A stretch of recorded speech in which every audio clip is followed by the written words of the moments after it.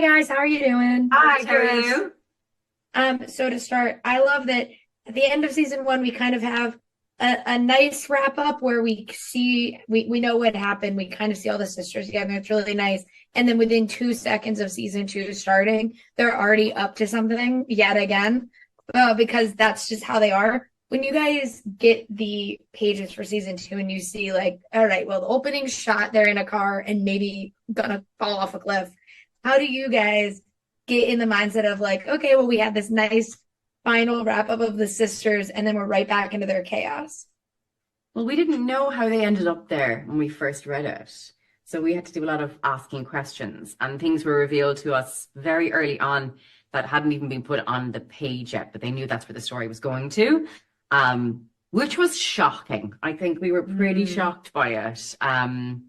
Kind of couldn't wrap our heads around because all of the revelations that they were kind of spilling on us. But yeah, like and it's just that little moment you see at the beginning of episode one, and we don't revisit it until episode eight. So yeah, Yeah. I actually forgot that that's how it opens.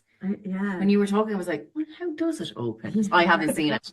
We're in the car. Yeah. But I think also, when you're going into a second series of Bad Sisters, that it's not going to be plain sailing. No. Yes. But in that same mindset, like, how was it for you guys when the show was airing and everyone had theories and we're trying to figure stuff out? And to now we're like, we're gonna have to do the same thing in season two, but season one was so much like everyone thought they knew who killed him. Hmm. I think this is a bit more, there's a subtlety to it and it's more complicated, I suppose. There's Yeah. more layers to this story, isn't there? So Mhm. the new characters that are introduced, they absolutely kind of, upset the girl, like Angelica in particular. She comes in and she sort of, just upsets the girls' lives and threatens them with her knowledge of, what Rogers told her. But there's without giving anything away, there's like bigger reveals.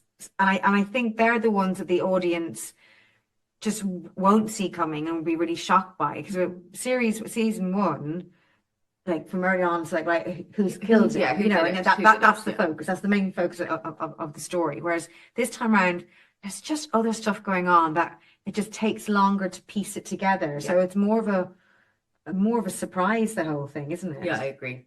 Yeah.